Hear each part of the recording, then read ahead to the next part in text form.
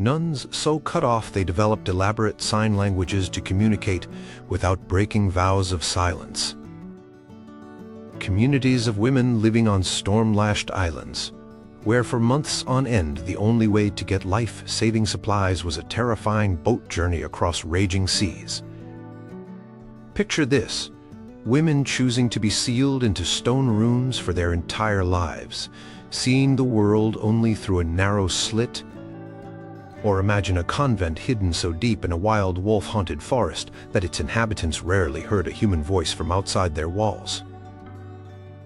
These weren't tales of imprisonment, but of chosen sanctuaries. Medieval convents pushed to the very edges of the known world, deliberately seeking a profound separation. Number 10. Armathwaite Priory. Lost deep in England's wildest woods. Way up in the north of England, in a county called Cumbria, there was a huge, dense forest. Think of the kind of forest from old fairy tales, dark, a bit spooky, and very, very big. This was Inglewood Forest, and somewhere, hidden deep inside, it was a small priory for nuns called Armathwaite. We're talking about a time around the 1170s, a period when much of England was still untamed, but Inglewood was wilder than most. This wasn't a place you stumbled upon. You had to know it was there, or perhaps you were meant to get lost finding it. Imagine being a nun here. Your home wasn't in a bustling town, or even a quiet village. It was surrounded by miles and miles of trees. The priory was founded for Benedictine nuns, an order known for its balance of prayer and work. The nearest proper road might have been a rough track, muddy in winter and overgrown in summer. Just getting basic supplies like flour, salt, or cloth for habits would have been a major task. Someone would have had to make a long, slow journey by cart or packhorse, navigating through the dense woodland, hoping not to get lost or stuck in a bog. Each trip, for necessities, was an expedition into the wild. The priory itself was likely a small, simple place, reflecting its meager resources. These Benedictine nuns weren't living in luxury. Historical records, like bishops' visitations, tell us Armathwaite was often very poor, sometimes struggling to maintain even the basic standards of monastic life. They probably had a small church, perhaps built of local timber and stone, a dormitory where they slept, a refectory for meals, and maybe a little guest house for the rare brave traveler or a visiting priest. They would have tried to grow some of their own food in a cleared patch of land, a constant battle against the forest, trying to reclaim its space, and the local wildlife, deer, boars, and maybe even wolves, looking for a share of the crops. Winters here would have been incredibly harsh. Cumbria is known for its challenging weather, and deep in a forest it would have been amplified. Snow could fall early and lie thick on the ground for months, cutting them off even more completely. The wind would howl through the trees, a constant, mournful sound, and the silence when it wasn't windy must have been immense, broken only by the sounds of the forest itself. The rustle of leaves, the snap of a twig, the distant call of a bird. The nuns' connection to the outside world would shrink to almost nothing in these frozen months. Life wasn't just about being remote. It was also about being vulnerable. This part of England was close to the border with Scotland, and for centuries, this was a contested and often dangerous region. Raids and skirmishes were a part of life. A small, poor priory deep in the woods would have been an easy target for soldiers or bandits looking for food, shelter, or anything of value. The nuns would have lived with a constant low hum of anxiety, praying not just for their souls, but for their physical safety. Their isolation was a double-edged sword. It kept them away from the temptations and distractions of the world, but it also meant help was far away if danger came knocking at their door.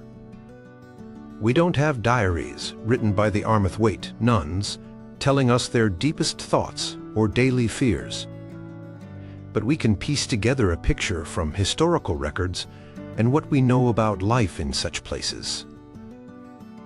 Their days would have been structured by the rhythm of prayer, the sound of the priory bell, if they could afford one, calling them to services 7 times a day and once at night. In between there would be work, tending the garden, mending clothes, perhaps spinning wool from sheep they might have kept, or copying manuscripts if they had the precious materials and skills.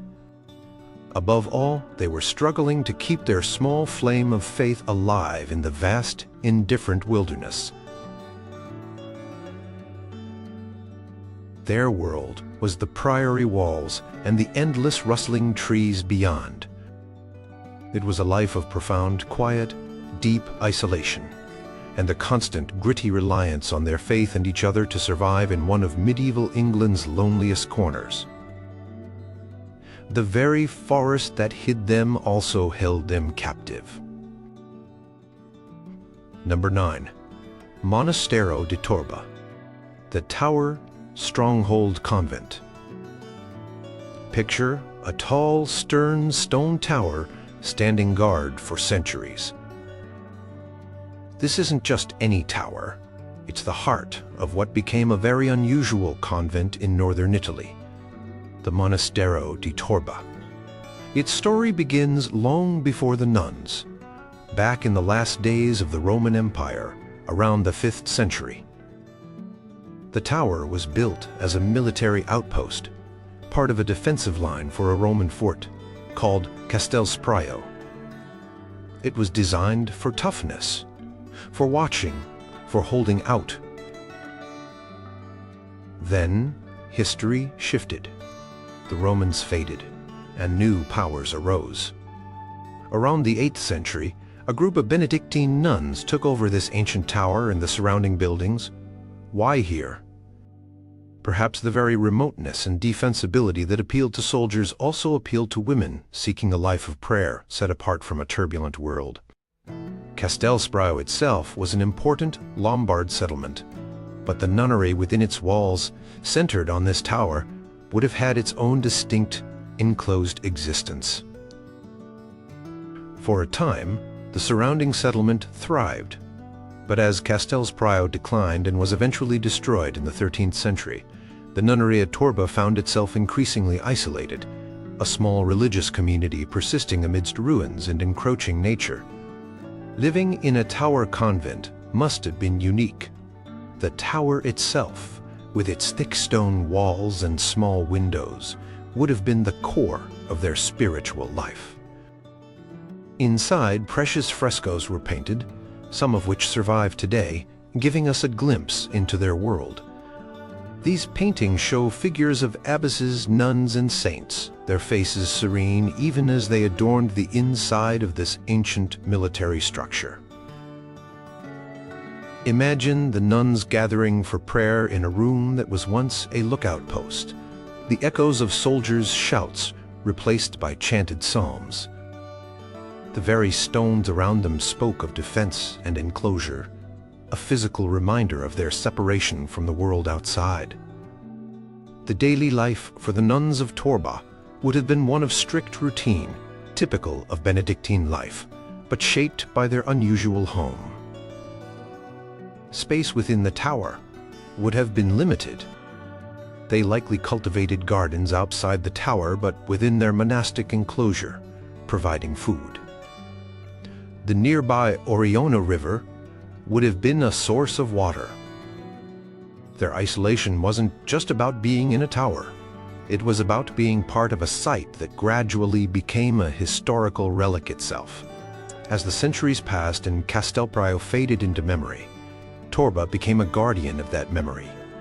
its nuns living alongside the ghosts of Roman soldiers and Lombard warriors. What makes Torba particularly fascinating in terms of isolation is this layering of history. The nuns weren't just cut off from their contemporary medieval world. They were living within a shell from a much older, almost legendary past. Their spiritual practices took place within walls that had seen empires rise and fall. This creates a sense of profound temporal isolation, as if they were living in a different era altogether. The frescoes, some dating to the 8th or 9th century, are remarkable survivals, suggesting a continuity of life and faith, even as the world outside changed dramatically.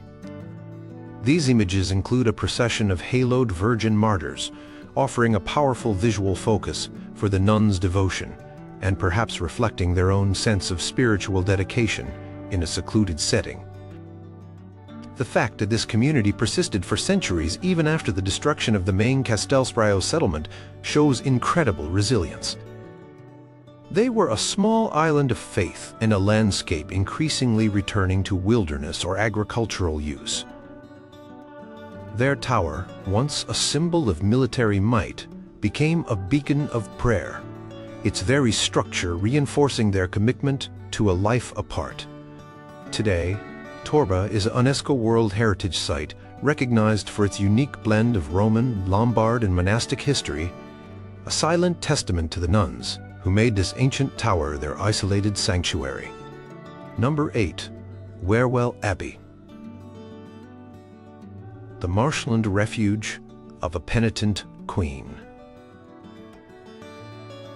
Imagine a queen haunted by a terrible crime, seeking a place so remote, so unwelcoming, that it might serve as a living penance. This is the story behind the founding of Wherwell Abbey in Hampshire, England, around the year 986. The queen was Elfrida, wife of King Edgar, and the crime was her alleged involvement in the murder of her stepson, King Edward the Martyr. Whether the legends are entirely true or not, Wherwell was deliberately established in a challenging, secluded spot. The chosen location was deep in the valley of the River Test, an area known for its marshy, reedy landscape. Think of fens and waterlogged ground, difficult to build on and hard to cultivate. In the 10th century, this would have been a truly out-of-the-way place. Access would have been tricky, especially in wet weather, with paths turning into quagmires. This wasn't a landscape that invited easy settlement.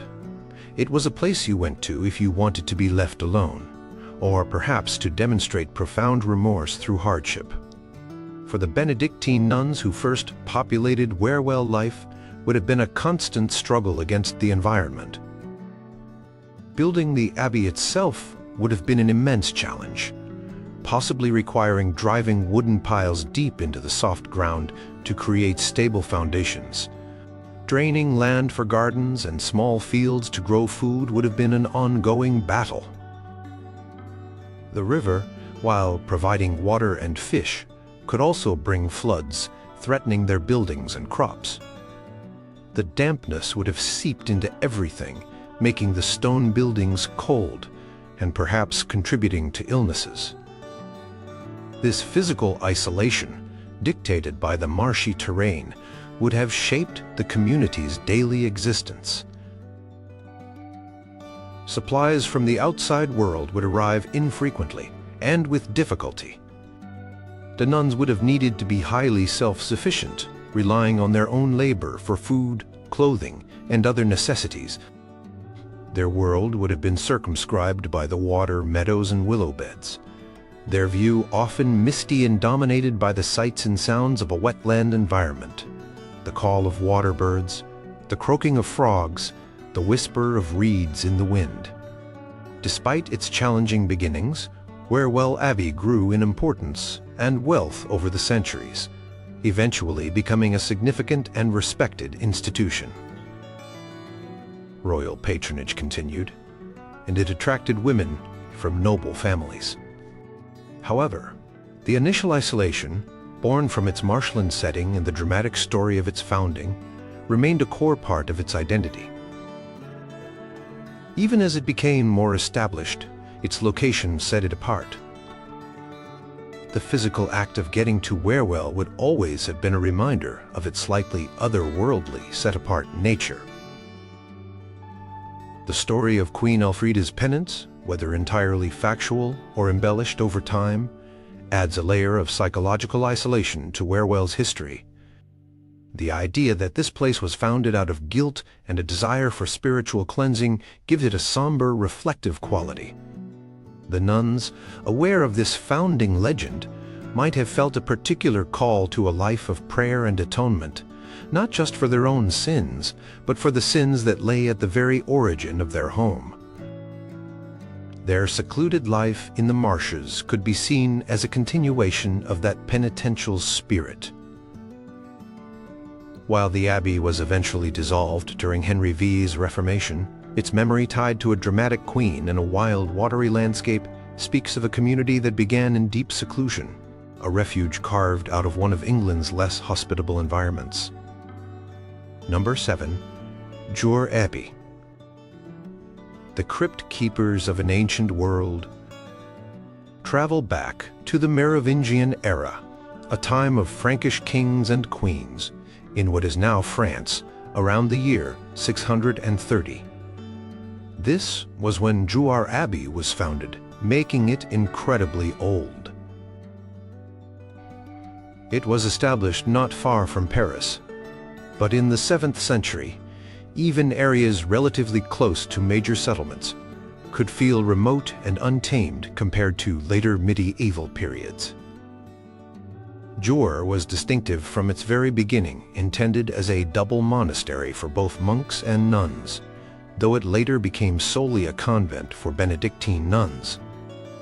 What makes Jouarre stand out in terms of isolation isn't just its early founding in a less developed landscape, but something hidden beneath the earth: its extraordinary crypts. These Merovingian crypts are among the oldest and best preserved in Europe, containing the ornate sarcophagi, stone coffins, of some of the abbey's founders and early saints, like Saint Agilbert and Saint Theodechilde. Imagine being a nun at Jouarre, living your daily life of prayer and work above these sacred tombs. The crypt was a tangible link to the very origins of their faith in that region, a constant reminder of the centuries of devotion that had unfolded on that spot. This connection to the distant past created a unique form of spiritual isolation for the nuns of Jouarre.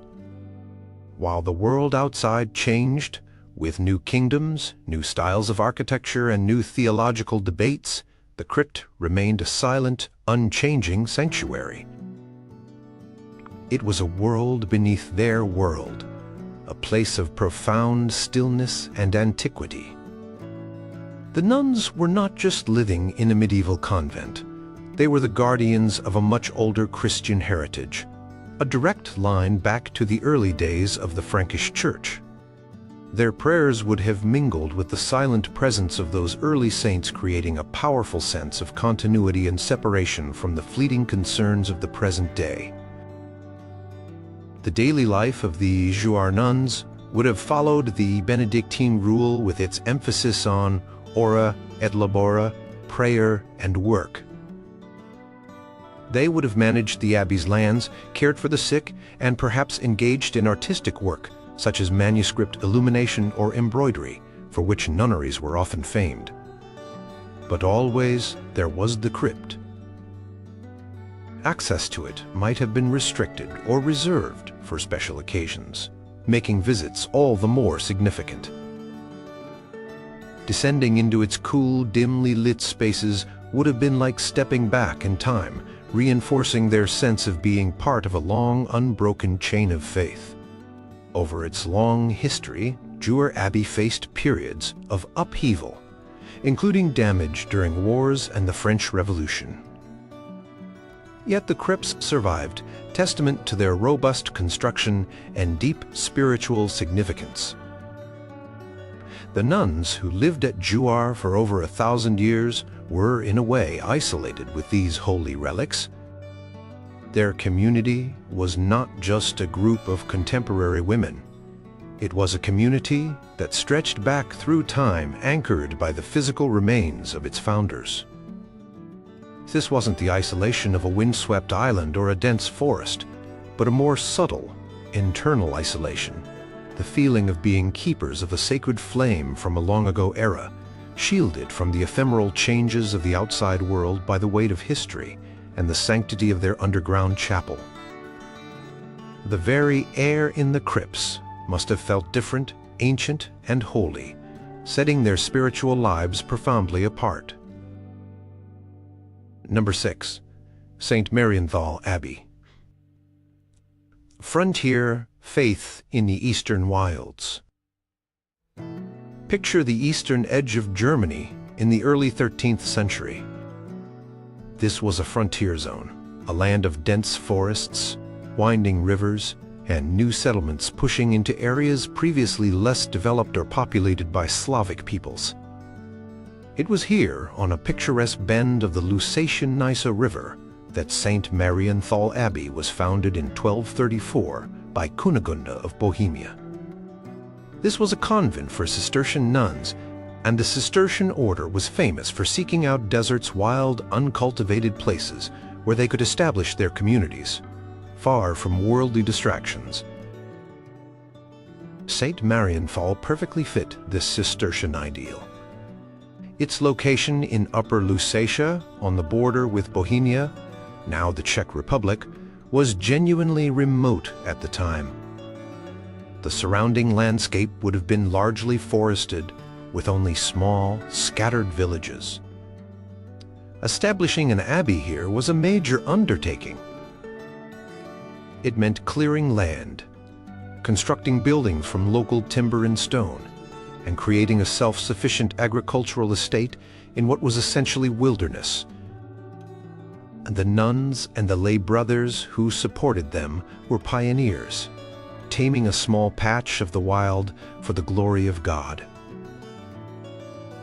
The isolation of St. Marienthal was, therefore, initially one of true wilderness.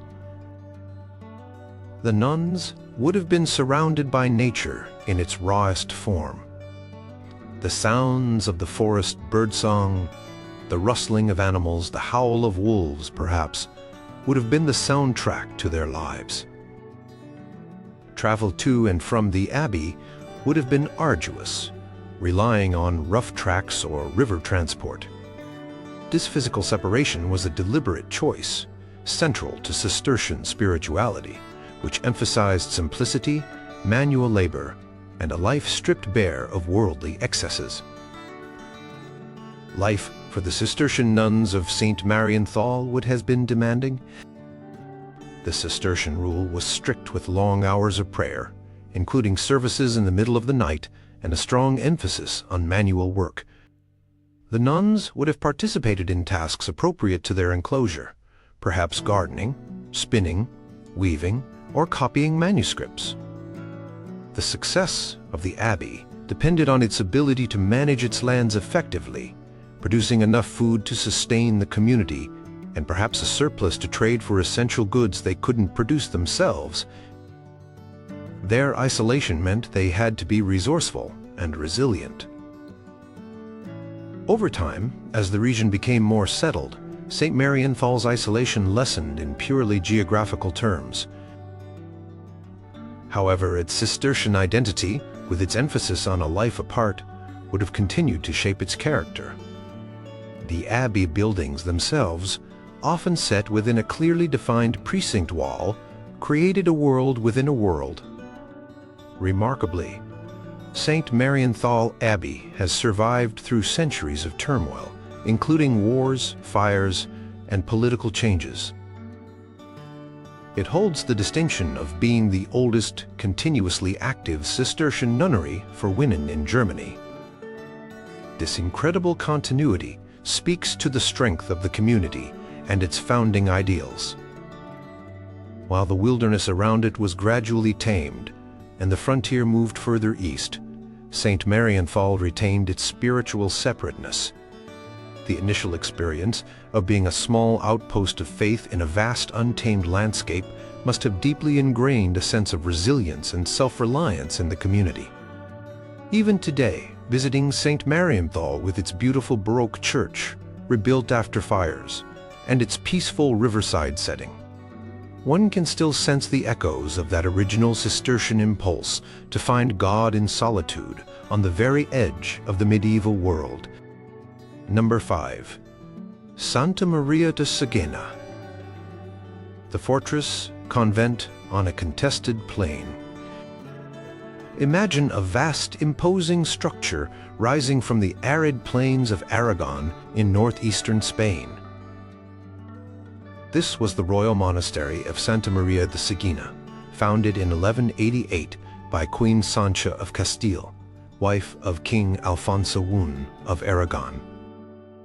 This wasn't just any convent. It was a statement of power, piety, and permanence, built to house women from the highest noble families.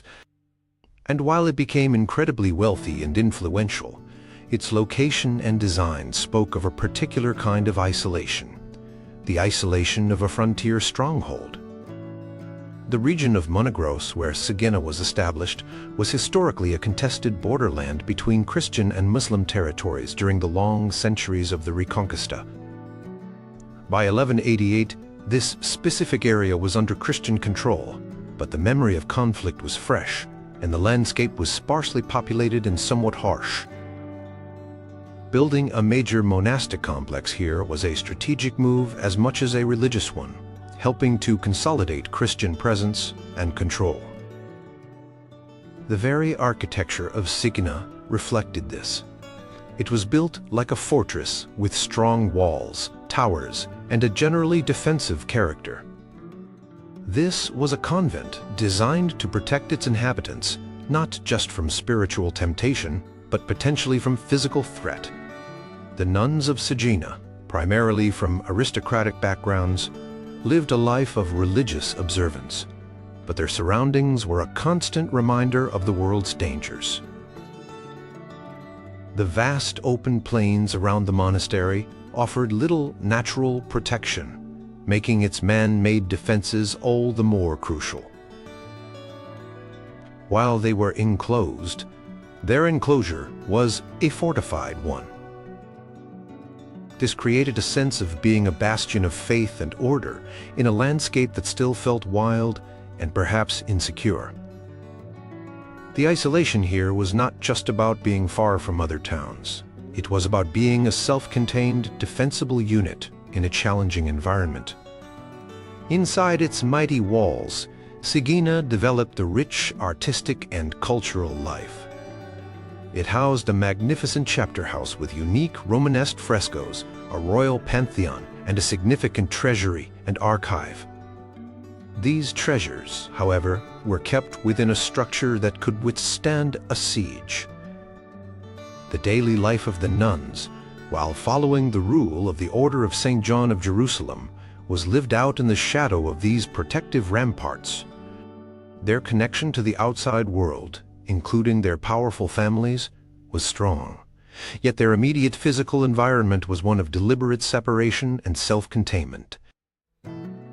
The scale of Sigena was immense, more like a small walled town than a simple nunnery. This in itself could create a form of internal isolation for its inhabitants. Their world was largely confined to this massive complex. While they were not cut off from news or influence, their daily experience was shaped by the monastery's sheer size and its fortress-like character. The wind sweeping across the Monegros plains would have been a constant presence, a reminder of the exposed nature of their location. Tragically, much of Santa Maria de Sigena, including its famed frescoes, was severely damaged or destroyed by fire during the Spanish Civil War in 1936. However, what remains, and historical records, tell of a community that lived in a unique blend of aristocratic privilege and frontier austerity. Their isolation was defined by the grandeur of their fortress, like home and the starkness of the surrounding landscape, a powerful symbol of faith holding its ground on the edge of settled lands. It was a place designed to be both a spiritual haven and a bulwark, its very stones speaking of a need for protection and separation. Number 4.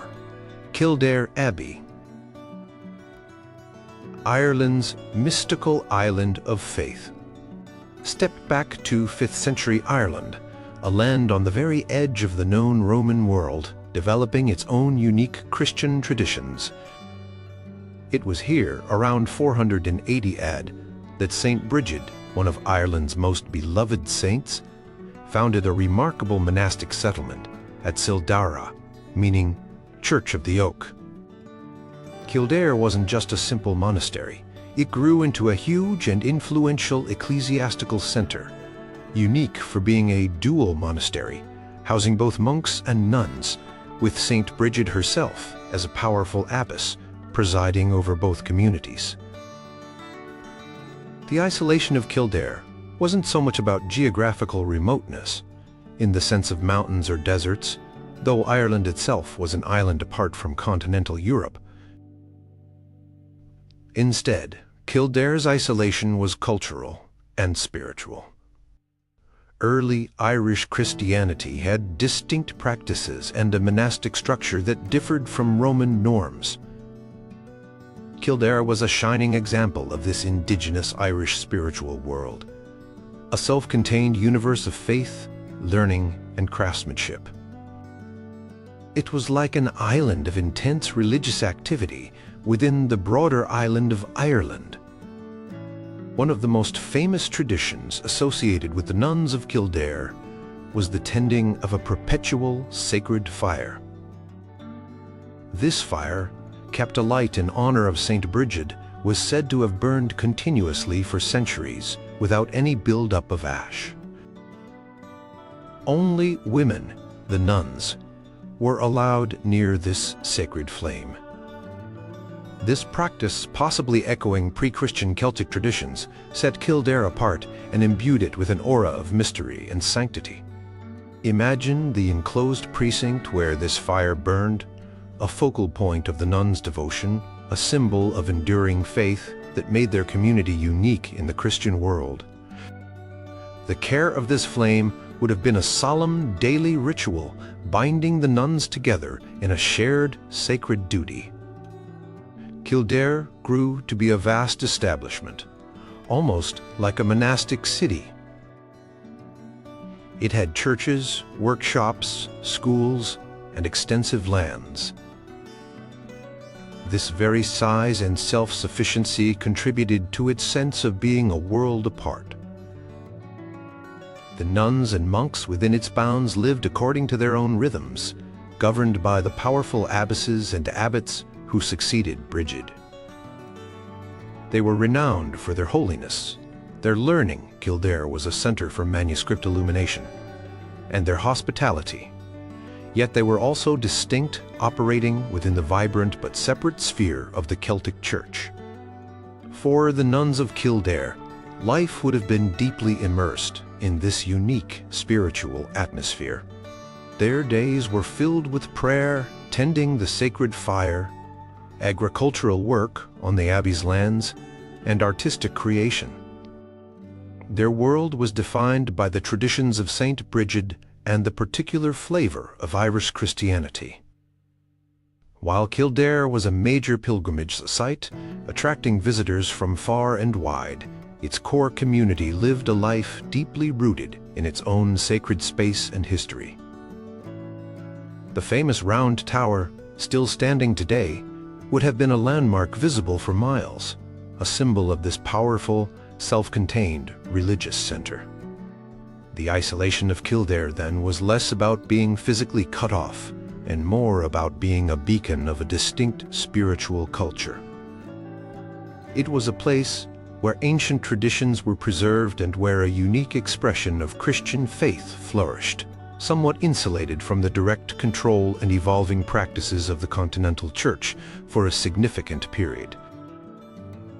The nuns of Kildare were guardians of this special heritage, living in a sacred enclave that was both deeply Irish and profoundly Christian, their lives illuminated by the ever-burning flame of St. Brigid. Number 3. Nonnberg Abbey. The Alpine sanctuary above the clouds. High on a hill called the Festensberg, overlooking the city of Salzburg in Austria, stands Nonnberg Abbey. Its story begins very early, around the year 714 AD, when it was founded by Saint Rupert of Salzburg for his niece, Saint Erentrudis, who became its first abbess. This makes Nonnberg Abbey the oldest continuously existing women's religious house in the German-speaking world. Its location alone speaks volumes about its desire for a life set apart.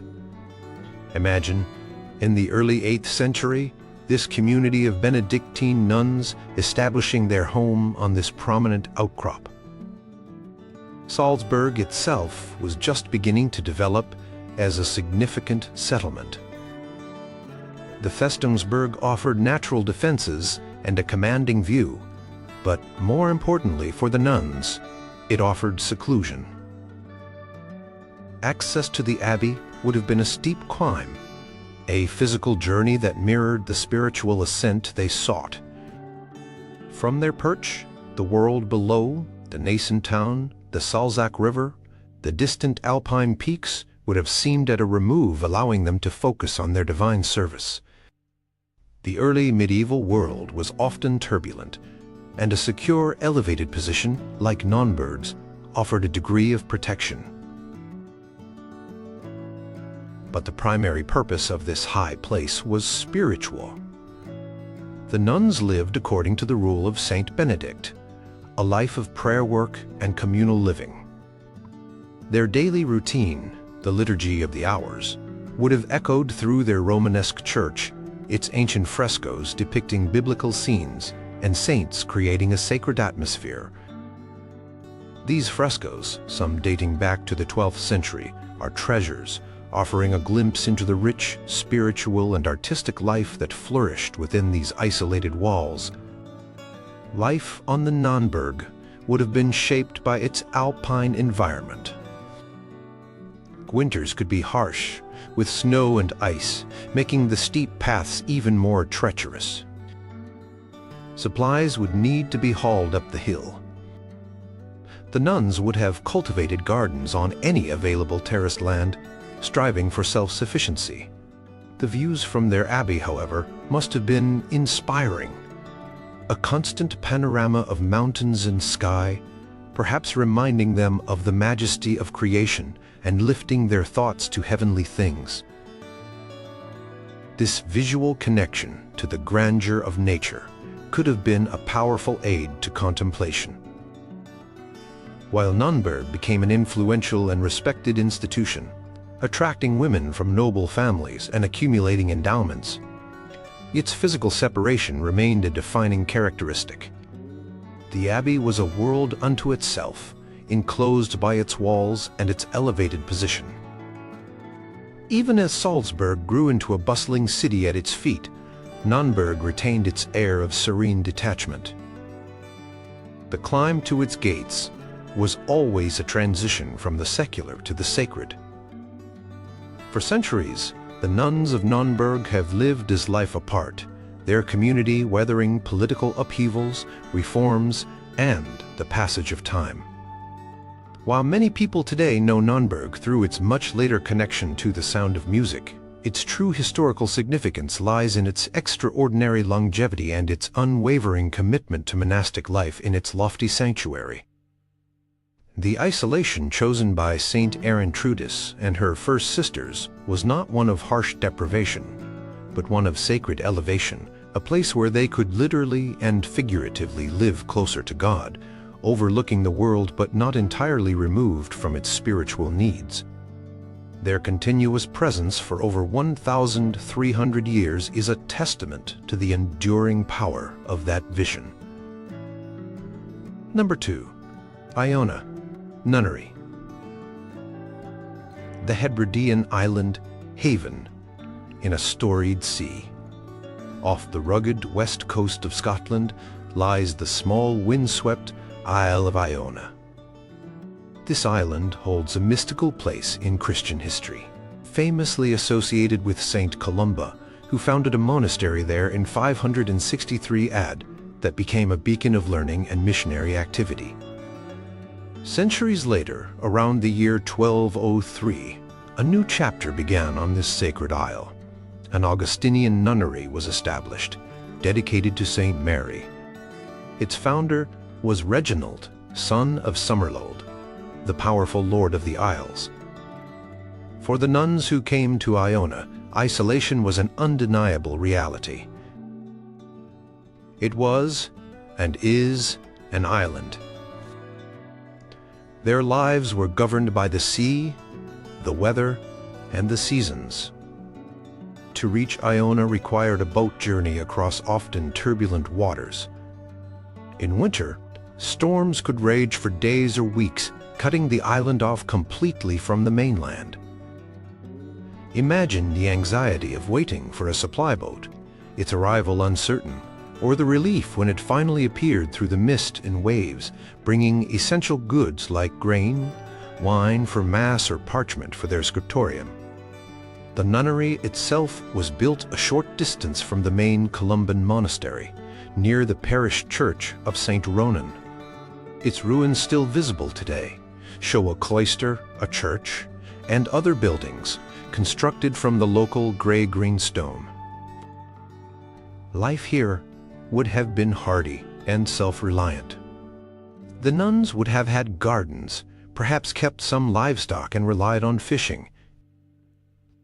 The island is not large, and its resources would have been carefully managed. The wind is a near constant presence on Iona, and the cries of seabirds would have been a familiar sound, mingling with their chanted prayers.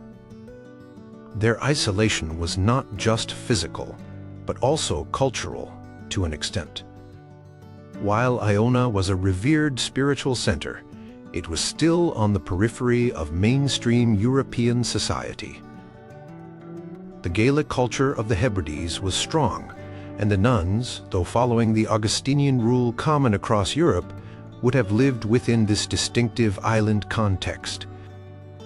Their patrons, the lords of the Isles, were powerful local rulers who often operated with considerable independence from the Scottish crown. The spiritual life of the Iona nuns would have been profoundly shaped by their surroundings.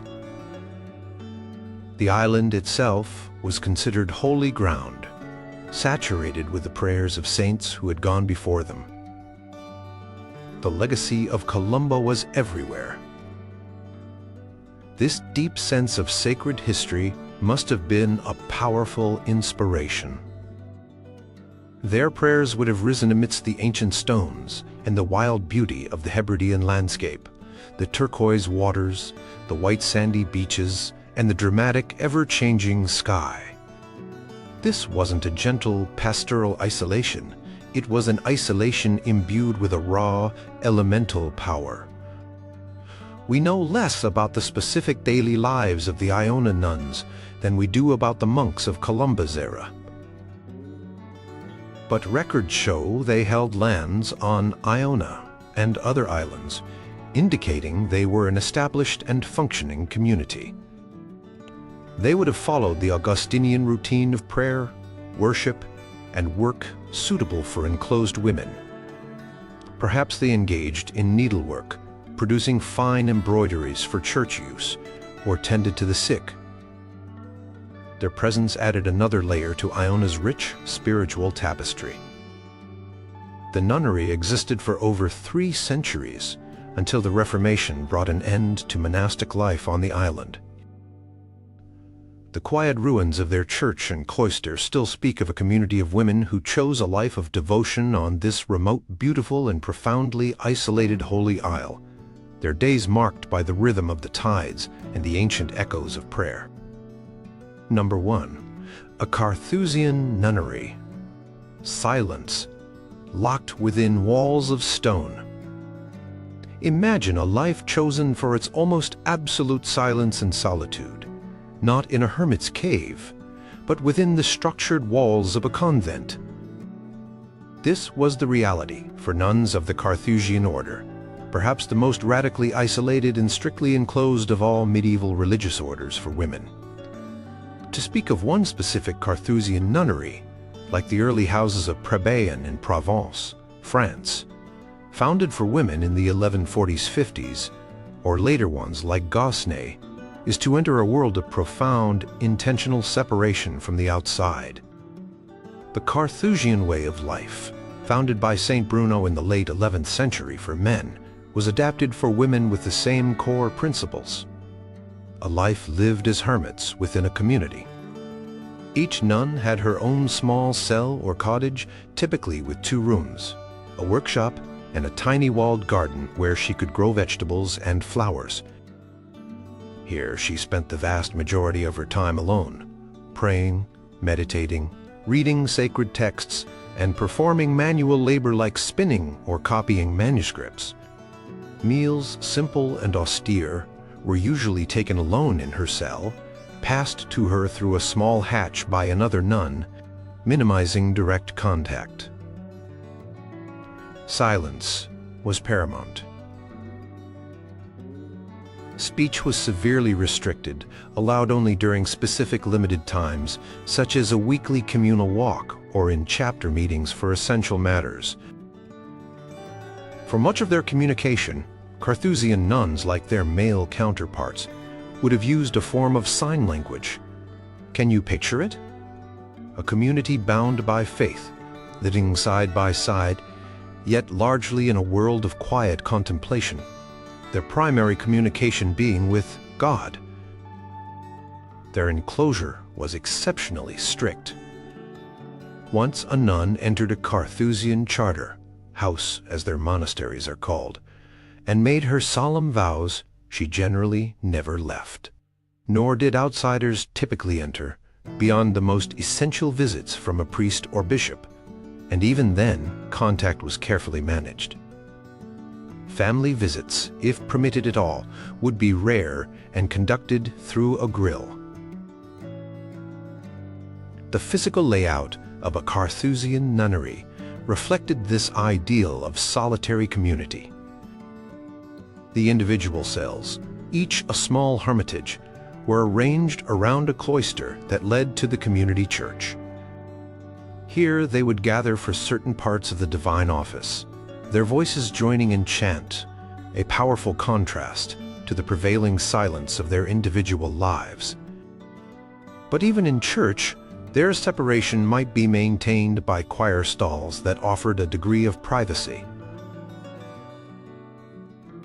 Their life was a delicate balance between solitary prayer and communal worship, with the emphasis heavily on the solitary. The decision to enter such an order was not taken lightly. It required a profound calling to a life of extreme austerity, penance, and prayer, hidden from the eyes of the world. The nuns sought what Carthusians call fleeing the world in the most literal sense, to create an empty space for God in their lives. Their isolation wasn't about geography, though charter houses were often in remote valleys. It was primarily about the rule, the disciplined structure of their days, and the impenetrable barrier of their enclosure. Their small gardens attached to each cell were their little patch of Eden, a place for quiet work and reflection, their only personal piece of the outside world. The life was incredibly demanding, both physically and psychologically. Yet, for those called to it, it offered a path to deep spiritual union. The Carthusian nunneries were few in number compared to other orders, their way of life appealing only to a select few. But they represented an extreme and pure form of the monastic impulse for withdrawal and contemplation. These women chose a living entombment, a radical hiddenness seeking not fame or worldly comfort, but an intimate, uninterrupted conversation with the divine. their silence a testament to a faith that found its fullest expression in the most profound isolation imaginable within a community